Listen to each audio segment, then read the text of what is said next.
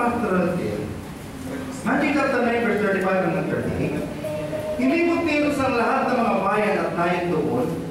Nagtuturo siya sa kanilang mga sinagoga at pinangaral ang mabuting balita tungkol sa paghahari ng Diyos. Pinagaling din niya ang lahat ng mga uri ng sakit at karamdaman. Nang makita niyang napakaraming tao na habag siya sa kanila sapagkat sila'y litong-lito at hindi alam ang gagawin, parang mga tupak walang pastol. Kaya sinabi niya sa kanyang mga alagad, napakaraming aanihin, ngunit kakunti ang mag-aani. Verse 38, dalangin niya sa may-ari ng aanihin na magpadala ng mga mag-aani. Okay. Pastoral care. Ano ba mga kapatid? Sa atin po, bilang mga magulang, anong ginagawa natin sa ating mga anak? Inaalagaan. Nakita ni Jesus na ang mga tao lito, lumpay-pay, maraming may sakit, maraming pangailangan. Anong ginawa natin, Panginoon? Siya ang mabuting pastol. Amen? Alam niyo po ba ang pastol? No, kailangan daw ang pastol 2020 vision. Nakikita niya ang dadaanan, nakikita niya ang patutunguhan, nakikita niya ang direksyon, at doon niya dadalhin ang mga tupa. Saan niya dadalhin? Sa mabuting pastulan. At alam niyo ba, ang magpapastol, meron ng dalang langis. Bakit to? Kasi yung isa ng mga tupa, natitinig, nahuhulog sa hukay. Anong gagawin niya? Kukunin niya ito at aalisin ang tinik at papahiran ng langis. Ano pa po ang dala niya? Tungkol na letter J. Yung letter J na yun, dalawang purpose. Yung letter J na yun, kapag ka nahulog sa hukay, yung tupa, kinakalawit niya. At yun naman kung pointed na tungkol, yun po ang pang-guide niya, o dito kayo pumunta. Yun po ang ginawa natin Panginoon. Pinagaling, binigyan ng direksyon, pinalaya sa taningala ng Diablo.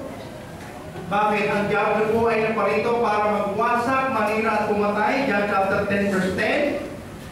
Guluhin, pag-away-awayin ng mga tupa, ang pamilya wasakin, tuksuhin, ano pa? Upang masira ang buhay ng mga tupa. At ang mga tupa po ay tayo. At ang ating dakilang pastol ay si Jesus. So, paano natin i-apply yung pastoral care? Kapag yung matanda sa iglesia, siya ang nag-aalaga doon sa mga batang tupa. Amen? Sino yung matanda na sa iglesia? Siya pa inaalagaan. Sabi, italangin ninyo sa may-ari na hangingin na magpadala ng mga mag-aani. Sino ang mag-aani? Ipag-pray daw natin. Gusto niyo ba pumupa ang langit? Alagaan mo si sister. Kahit maputi na ang buhok niya sa tatay.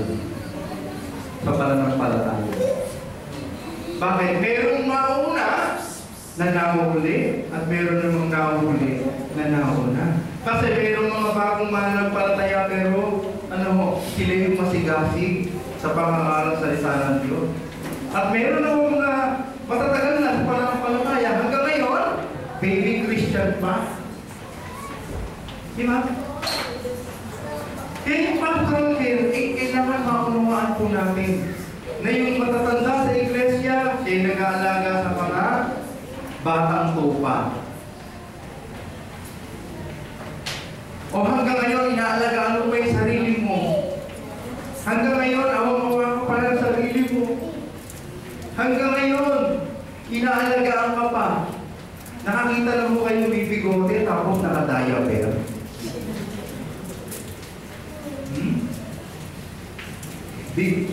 May bigote na, maputi na buhok. Naka-diaper pa, pinapampers pa. Diba? Inaalagaan pa, baka matisod. Pastoral care, napakalaga at makunawa natin na bawat isa sa atin ay mayroong responsibilidad na alagaan ang ating dinadala sa Panginoon. Sino yung dinadala? Sino po dito yung hanggang ngayon dinadala pa?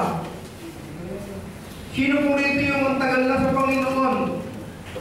Dinadaya pero pa. Diba? Sino yung hanggang ngayon matagal na sa Panginoon? Gusto gatas pa ang kanyang inumin. Kailangan na kumain tayo ng matitigas na pagkain. Kaya mismo ang ating Panginoon, nilibot niya ang lahat ng mga bayan. Nayon, upang ipangaral ang salita ng Diyos.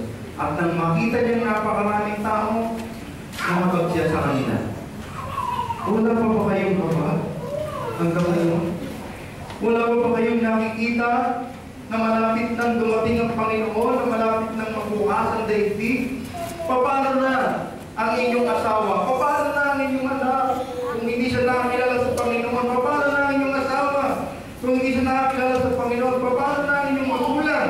Kung hindi pa sumatanggap sa Panginoon, makakasama pa siya sa kaharian ng Diyos? Na tayo, habang tayo ay nakikita natin ang mga hindi maliligtas, ano pong mangyayari?